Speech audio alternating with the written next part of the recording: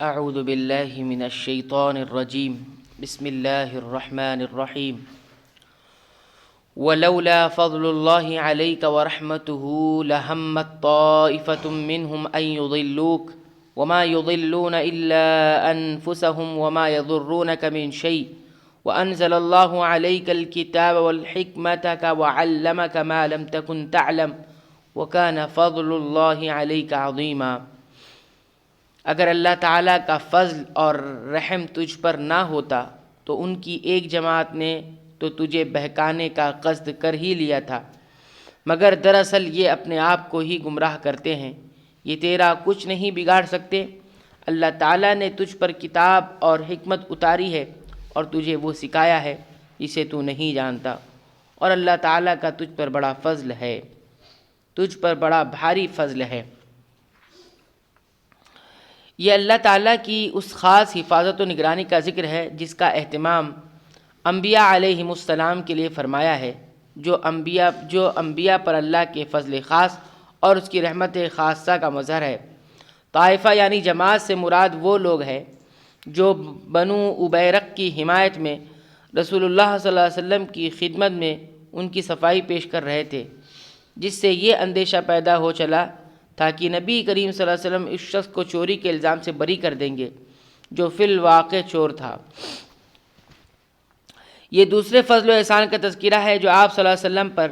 کتاب و حکمت یعنی سنت نازل فرما کر اور ضروری باتوں کا حکم دے کر فرمایا گیا، جس طرح دوسرے مقام پر فرمایا وَكَذَلِكَ أَوْحَيْنَا إِلَيْكَ رُوحًا مِّنْ أَمْرِنَا مَا كُنْتَ تَدْرِي مَا الْكِتَابُ وَلَا الْإِيمَانُ، اور اسی طرح بھیجا ہم نے تیری طرف قرآن لے کر ایک فرشتہ اپنے حکم سے، تو نہیں جانتا کہ کتاب کیا ہے اور ایمان کیا ہے۔ وَمَا كُنْتَ تَرْجُو أَن يُلْقَى إِلَيْكَ الْكِتَابُ إِلَّا رَحْمَةً مِّن رَّبِّكَ، اور تجھے یہ توقع نہیں تھی کہ تجھ پر کتاب اتاری جائے گی مگر تیرے رب کی رحمت سے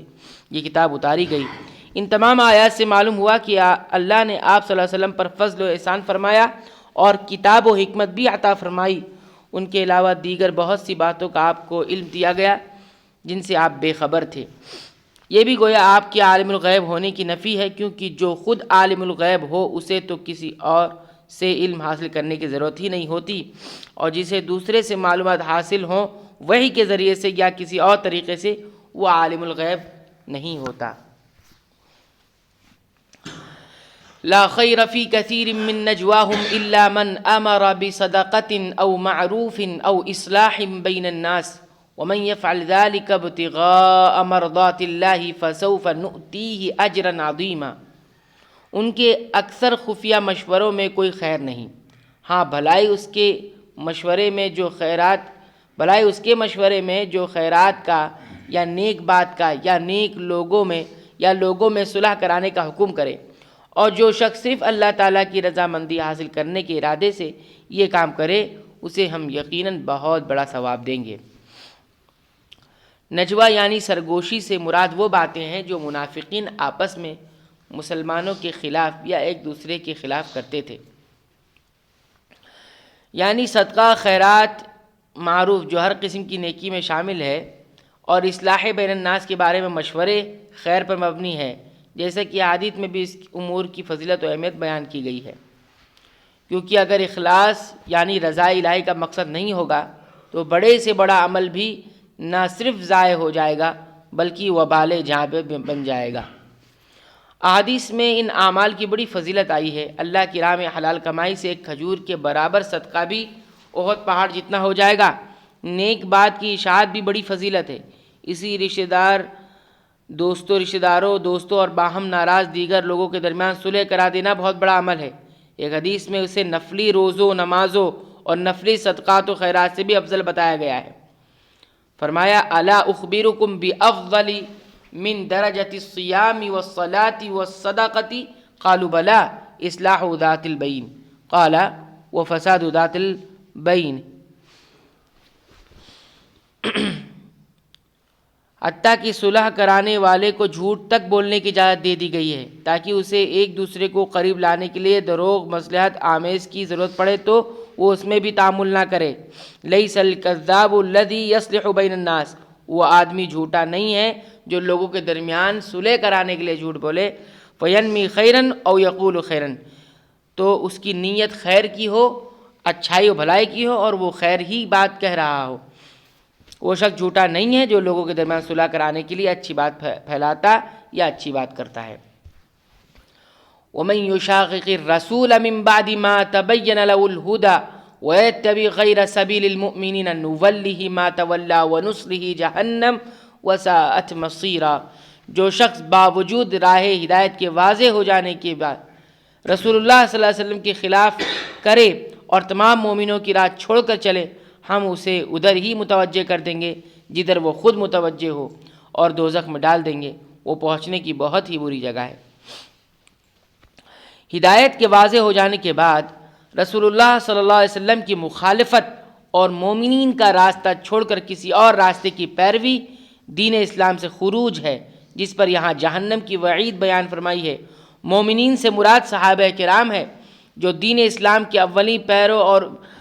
اور اس کی تعلیمات کا کامل نمونہ تھے، اور ان آیات کے نزول کے وقت جن کے سوا کوئی گروہ مومن موجود نہ تھا وہ مراد ہے۔ اس لیے صحابہ کرام کی مخالفت اور غیر سبیل المؤمنین کا اتباع دونوں حقیقت میں ایک ہی چیز کا نام ہے۔ اس لیے صحابہ کرام کے راستے اور منہاج سے انحراف بھی کفر و ضلال ہی ہے۔ اور بعض علماء نے سبیل المؤمنین سے مراد اجماع امت لیا، یعنی اجماع امت سے انحراف بھی کفر ہے۔ اجماع امت کا مطلب ہے کہ کسی مسئلے میں امت کے تمام علماء و فقہاء کا اتفاق، یا کسی مسئلے پر صحابہ کرام کا اتفاق، یہ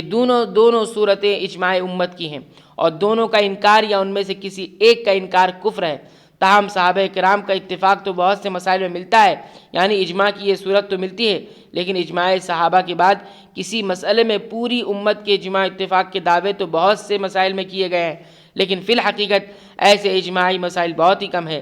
جن میں فی الواقع امت کے تمام علماء و فقہاء کا اتفاق ہو۔ تاہم ایسے جو مسائل بھی ہیں ان کا انکار بھی صحابہ کرام کے اجماع کے انکار کی طرح کفر ہے، اس لیے کہ صحیح حدیث میں ہے کہ اللہ تعالیٰ میری امت کو گمراہی پر اکٹھا نہیں کرے گا، اور جماعت پر اللہ کا ہاتھ ہے۔ ان اللہ لا یغفر ان یشرک بہ ویغفر ما دون ذلک لمن یشاء ومن یشرک باللہ فقد ضل ضلالا بعیدا، اسے اللہ تعالیٰ قطعاً نہ بخشے گا کہ اس کے ساتھ شریک مقرر کیا جائے۔ ہاں، شرک کے علاوہ گناہ جس کے چاہے معاف فرما دیتا ہے، اور اللہ تعالیٰ کے ساتھ شریک کرنے والا بہت دور کی گمراہی میں جا پڑا ہے۔ ان یدعون من دونہ الا اناثا وان یدعون الا شیطانا مریدا، یہ تو اللہ تعالیٰ کو چھوڑ کر صرف عورتوں کو پکارتے ہیں، اور دراصل یہ صرف سرکش شیطان کو پوجتے ہیں۔ اناس مراد عورتیں سے مراد یہاں تو وہ بت ہیں جن کے نام مؤنث تھے، جیسے لات، عزا، منات، نائلہ وغیرہ، یا مراد فرشتے ہیں، کیونکہ مشرکین عرب فرشتوں کو اللہ کی بیٹیاں سمجھتے اور ان کی عبادت کرتے تھے۔ بتوں، فرشتوں اور دیگر ہستیوں کی عبادت دراصل شیطان کی عبادت ہے، کیونکہ شیطان ہی انسان کو اللہ کے در سے چھڑا کر دوسروں کے آستانوں اور چوکھٹوں پر جھکاتا ہے، جیسا کہ اگلی آیت میں آ رہا ہے، لعنہ اللہ وقال لأتخذن من عبادک نصیبا مفروضا، جسے اللہ نے لعنت کی ہے اس نے بیڑا اٹھایا ہے کہ تیرے بندوں میں سے میں مقرر شدہ حصہ لے کر رہوں گا۔ مقرر شدہ حصے سے مراد وہ نظر و نیاز بھی ہو سکتی ہے جو مشرکین اپنے بتوں اور قبروں میں مدفون اشخاص کے نام نکالتے ہیں، اور جہنمیوں کا وہ کوٹا بھی ہو سکتا ہے جنہیں شیطان گمراہ کر کے اپنے ساتھ جہنم لے جائے گا۔ وَلَأُضِلَّنَّهُمْ وَلَأُمَنِّيَنَّهُمْ وَلَآمُرَنَّهُمْ فَلَيُبَتِّكُنَّ آذَانَ الْأَنْعَامِ وَلَآمُرَنَّهُمْ فَلَيُغَيِّرُنَّ خَلْقَ اللَّهِ وَمَنْ يَتَّخِذِ الشَّيْطَانَ وَلِيًّا مِّن دُونِ اللَّهِ فَقَدْ خَسِرَ خُسْرَانًا مُبِينًا،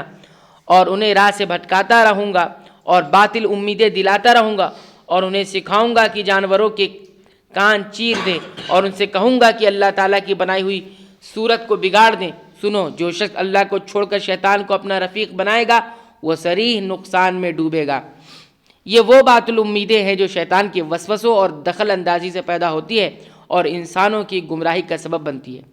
یہ بحیرہ اور صاحبہ جانوروں کی علامتیں اور صورتیں ہیں۔ مشرکین ان کو بتوں کے نام وقف کرتے تو شناخت کے لیے ان کا کان وغیرہ چیر دیا کرتے تھے۔ تغیر خلق اللہ، یعنی اللہ کی تخلیق کو بدلنے کی کئی صورتیں بیان کی گئی۔ ایک تو یہی جس کا ابھی ذکر ہوا، یعنی کان وغیرہ کاٹنا، چیرنا، سوراخ کرنا۔ ان کے علاوہ اور کئی صورتیں ہیں، مثلا اللہ تعالیٰ نے چاند، سورج، پتھر اور آگ وغیرہ اشیاء مختلف مقاصد کے لیے بنائی ہیں، لیکن مشرکین نے ان کے مقصد تخلیق کو بدل کر ان کو معبود بنا لیا۔ یا تغییر کا مطلب تغییر فطرت ہے، یا حلت و حرمت میں تبدیلی ہے وغیرہ۔ اس تغییر میں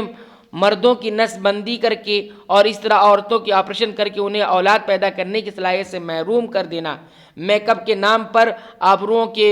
ایبروؤں کے بال وغیرہ اکھاڑ کر اپنی صورتوں کو مسخ کرنا، اور وشم یعنی گودنا اور گدوانا وغیرہ بھی شامل ہے۔ یہ سب شیطانی کام ہے جس سے بچنا ضروری ہے۔ البتہ جانوروں کو اس لیے خصی کرنا کہ ان سے زیادہ انتفاع یعنی نفع ہو سکے، یا ان کا گوشت زیادہ بہتر ہو سکے، یا اس قسم کا کوئی اور صحیح مقصد ہو تو جائز ہے۔ اس کی تائید اس سے بھی ہوتی ہے کہ نبی کریم صلی اللہ علیہ وسلم نے خصی جانور قربانی میں ذبح فرمائے ہیں۔ اگر جانور کو خصی کرنے کا جواز نہ ہوتا تو آپ صلی اللہ علیہ وسلم ان کی قربانی نہ کرتے۔ یعیدہم ویمنیہم وما یعیدہم الشیطان الا غرورا، وہ ان سے زبانی وعدے کرتا رہے گا اور سبز باغ دکھاتا رہے گا، مگر یاد رکھو شیطان کے جو وعدے ہیں ان سے ہے وہ سراسر فریب کاریاں ہیں۔ اولئک مأواہم جہنم ولا یجدون عنہا محیصا، یہ وہ لوگ ہیں جن کی جگہ جہنم ہے جہاں سے انہیں چھٹکارا نہ ملے گا۔ اللہ تعالیٰ سے دعا ہے کہ رب العالمین ان آیات میں جو احکامات، جو تعلیمات دی گئی ہیں، رب العالمین ان تعلیمات پر، ان کے احکامات پر ہمیں کما حقہ عمل کرنے کی توفیق عنایت فرما۔ آمین۔ وآخر دعوانا الحمد للہ رب العالمین۔